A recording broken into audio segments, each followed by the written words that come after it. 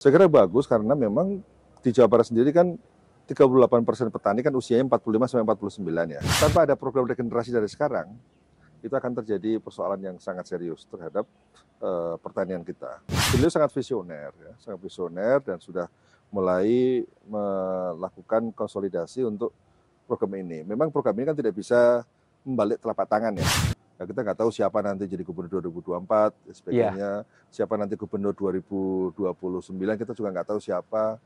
Tapi kesinambungan program ini menjadi penting. Tinggal orang yang bisa melanjutkan apa yang saat ini sudah digagas oleh Pak Ridwan Kamil. Saya kira banyak gagasan-gagasan program yang sangat bagus, yang perlu terus dikawal untuk bisa impact pada perubahan ini.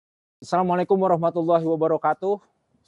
Saya Fatur Rahman sedang bersama seorang yang sangat terhormat, terutama di dunia pendidikan tinggi, Profesor Dr. Arif Satria. Nah. Assalamualaikum, Prof. Waalaikumsalam. Terima kasih loh sudah berkenan. Kita diskusi dunia pertanian, dunia pendidikan di Jawa Barat, di Indonesia. Perkembangan terbaru di dunia pendidikan dulu, Prof. Apa yang paling hot nih di era sekarang ini, 2023 lah terutama, atau menjelang 2024? Kalau pendidikan memang ya kita hadapi adalah disrupsi yang luar biasa ya. Jadi persaingan antar perguruan tinggi itu ke depan sudah nggak terlalu relevan karena yang kita hadapi adalah sekarang program-program mikro kredensial. Jadi sertifikasi kompetensi yang dimiliki oleh perusahaan-perusahaan besar dan itu sekarang semakin banyak diminati. Jadi itu bisa menjadi ancaman, tapi kita bisa jadikan itu sebagai opportunity, peluang. Oke, kembali kita ngomong-ngomong soal herbal dan sebagainya, saya akan lanjut ke soal isu krisis pangan yang akan dihadapi dunia. Ya. Yang katanya sudah mulai banyak shutdown gitu di beberapa negara, atau benar nggak sih? Memang betul karena satu perubahan iklim kan sudah di mana-mana ya. Variabilitas iklim ini sudah menjadi ancaman. Jadi tanaman kopi itu, jadi kalau kita ini selama ini minum kopi tiap pagi, kalau perubahan iklim itu terus terjadi, setiap kenaikan 1 derajat itu akan berpengaruh pada penurunan produktivitas kopi. Jadi kalau kondisi kayak gini terus bertahan, 2080 kopi nggak ada lagi di dunia. Wah, saya nggak bisa ngopi atau Prof. Nah itu. Jadi kalau perubahan iklim dipertahankan tidak diantisipasi, maka 2080 kita nggak bisa ngopi lagi. Antisipasi terbaiknya seperti apa dengan perubahan iklim tadi itu? Nah itulah pentingnya kita harus melakukan dari sisi mitigasinya.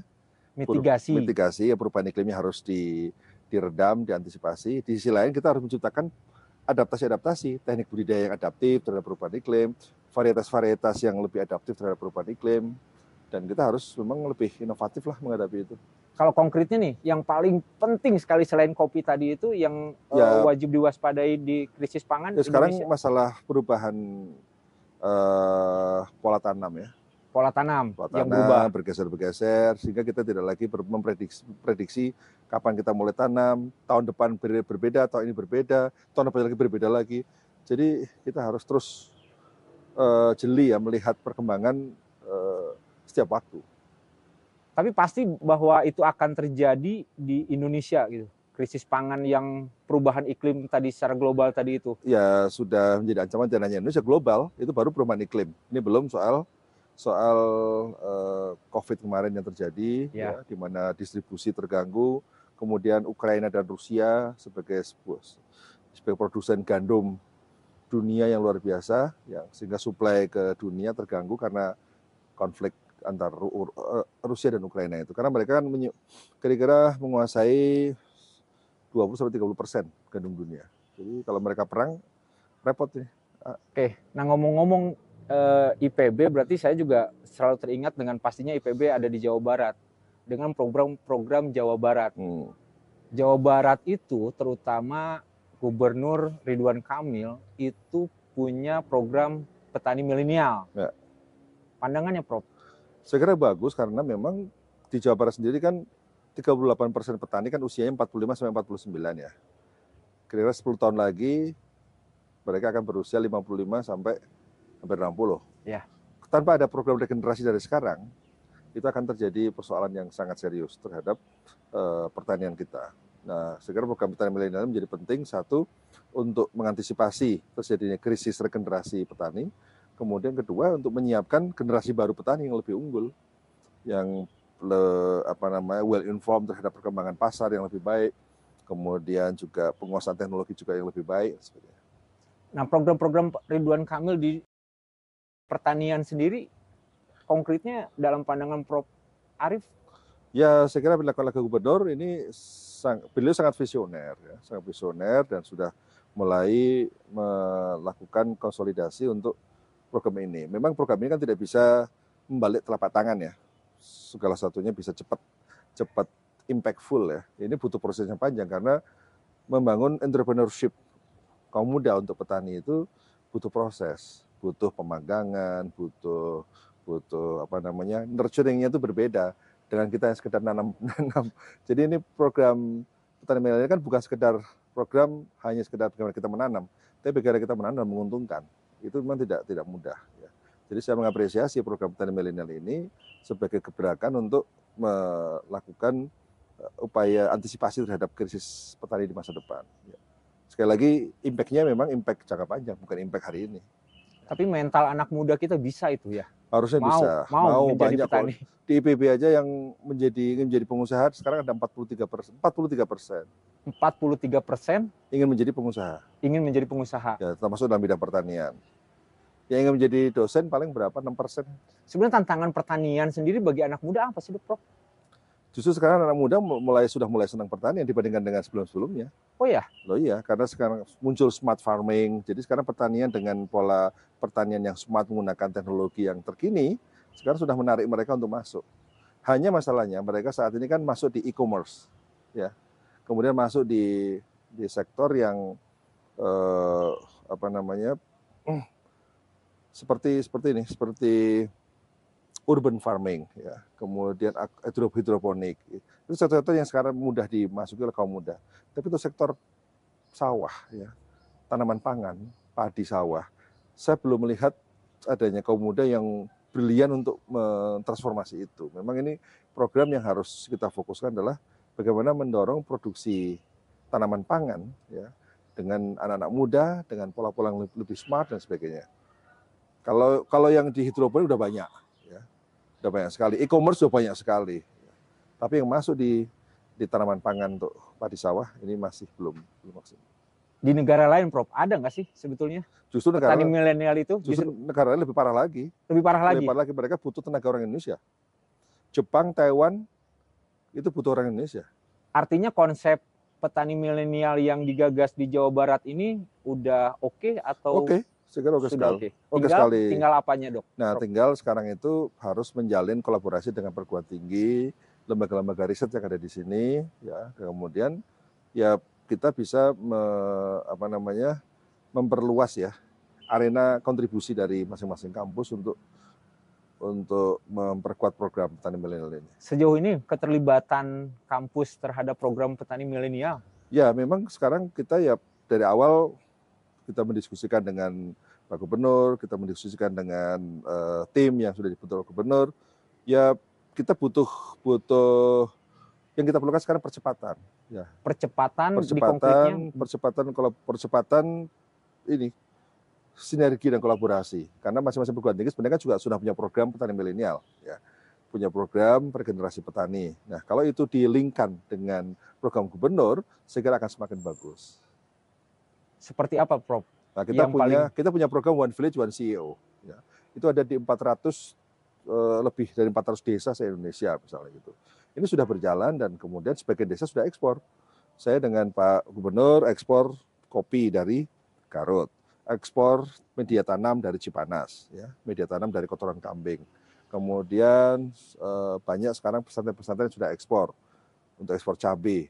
Itu sebagian dengan teknologi IPB. Ya. Jadi dari program itu sekarang sudah banyak menghasilkan eksportir. Itu kan contoh ya, contoh bagaimana program yang kita desain kemudian impactful terhadap devisa negara, terhadap perubahan desa-desa kan jadi semakin menggeliat kan, pertumbuhan ekonomi semakin bagus. Yang saya khawatirkan setiap program pemerintah itu terutama petani milenial hanya tren sesaat gitu kan. Stabilitasnya tidak ada, tidak tampak gitu. Ya itulah perlu support dari perguruan tinggi secara maksimal dan perlu sinergi, dan bentuk programnya mungkin bisa lebih fleksibel, programnya bisa lebih apa ya, lebih punya linkage ya terhadap apa yang saat ini sudah dilakukan oleh banyak pihak. Kebijakan pemerintah sendiri. Orkestrasi itu yang paling penting sekarang. Oke, maaf. Kebijakan pemerintah sendiri di bidang kebijakan anggaran gitu dalam program petani milenial sudah cukup atau justru masih kurang? Ya memang itu kan petani milenial kan melibatkan banyak pihak ya, termasuk perbankan. Kalau program pemerintahnya menurut saya dana sih sebenarnya sudah cukup banyak, cukup besar ya. Saya tidak selalu mengatakan semua bersumber dari dana. Ya. Karena program ini yang kita perlukan sebenarnya adalah dari sisi program untuk membangun kegigihan orang untuk berterjun dalam bidang pertanian. Dan itu bisa dari mana-mana, bisa dari CSR perusahaan, dan banyak lembaga-lembaga internasional yang menyiapkan dana-dana untuk itu. Jadi sebenarnya saya sih tidak berpikir bahwa dana menjadi halangan. Berarti lebih pada penguatan mental mahasiswa atau desain program yang bisa memperkuat itu. Ya. Desain program bisa memperkuat mental, bisa ya secara efektif ya, bisa membangun, dan secara efektif bisa membuat mereka cepat mandiri. Karena apa? Karena memang ada masa pendampingan ya, inkubator bisnis yang kita lakukan misalnya itu butuh waktu 1 tahun sampai 2 tahun. Jadi nggak bisa tiba-tiba setengah tahun udah jadi kemudian langsung ekspor, nggak mungkin, Mas. Butuh 1 tahun, 2 tahun, itu harus dianalisis pasarnya seperti apa dan sebagainya. Satu lagi nih Prof. Ya. Jabar Juara, kembali pada program Jabar Juara memiliki program petani milenial. Itu betul nggak sih bisa menjadi solusi? Bisa, saya kira bisa jadi solusi. Memang sekali lagi butuh ketekunan, butuh konsistensi, butuh keseriusan yang tinggi ya untuk bisa mensukseskan itu. Karena sekali lagi ini tidak bisa program setahun 2 tahun. Sehingga untuk menjaga sustainability program ini, kesinambungan program menjadi penting. Kesinambungan program antar anggaran setiap per tahun ya, kemudian juga antar periode kepemimpinan. Ya. Nah, kita nggak tahu siapa nanti jadi gubernur 2024, dan sebagainya. Siapa nanti gubernur 2029, kita juga nggak tahu siapa. Tapi kesinambungan program ini menjadi penting. Karena untuk membuat petani semakin kuat, menjadi pertanian semakin tangguh, itu kesinambungan antar periode kepemimpinan saya kira sangat penting. Ada saran, Prof. Di Desember akhir tahun inilah, Ridwan Kamil juga kan sudah selesai menjadi gubernur, terus dilanjutkan periodenya sama dengan pejabat. Ada saran pejabat seperti apa yang harus memimpin Jawa Barat gitu sebelum ya pemilihan gubernur berlangsung? Ya tentu yang bisa meneruskan ya, kan tinggal setahun setengah aja. Cuma dalam setahun setengah tapi tinggal orang yang bisa melanjutkan apa yang saat ini sudah digagas oleh Pak Ridwan Kamil. Saya kira banyak gagasan-gagasan program yang sangat bagus, yang perlu terus dikawal untuk bisa impact pada perubahan ini, memberikan impact. Ada karakternya nggak? Kepemimpinan seperti apa yang dibutuhkan Jawa Barat? Karena karakteristiknya juga berbeda-beda. Ya, karakter tentu yang bisa merangkul semua golongan, yang punya aksesibilitas yang baik, ya. Kemudian bisa menjahit stakeholders yang ada di Bogor ini untuk berkolaborasi, karena nggak bisa Pemprov sendiri. Jadi kemampuan untuk bisa berjejaring ya dengan dunia pendidikan tinggi, kemudian bisa menjadi ada hubungan nyampe juga dengan pemerintah pusat. Ini kan provinsi kan harus kemana-mana kan, dekat dengan rakyat, dekat dengan stakeholders, juga dekat dengan pemerintah pusat. Karena itu harmoni yang harus diciptakan. Agar keberlanjutannya terjadi. Betul. Apa harapan untuk Kang Emil dan Jabar? Untuk Kang Emil, harapan saya terus memberikan kontribusi untuk Indonesia. Ya, beliau adalah tokoh yang punya potensi yang sangat baik, yang luar biasa, visioner. Ya. Dan untuk Jabar, tentu Jabar harus tetap menjadi epicentrum pertanian di Indonesia. Baik, terima kasih Prof. Arief. Terima kasih atas waktunya. Senang sekali nih saya bisa berdiskusi dan merasa terhormat sekali dengan pemikiran Prof. Arief untuk kemajuan pertanian dan pendidikan di Indonesia. Terima kasih. Assalamualaikum warahmatullahi wabarakatuh. Waalaikumsalam warahmatullahi wabarakatuh.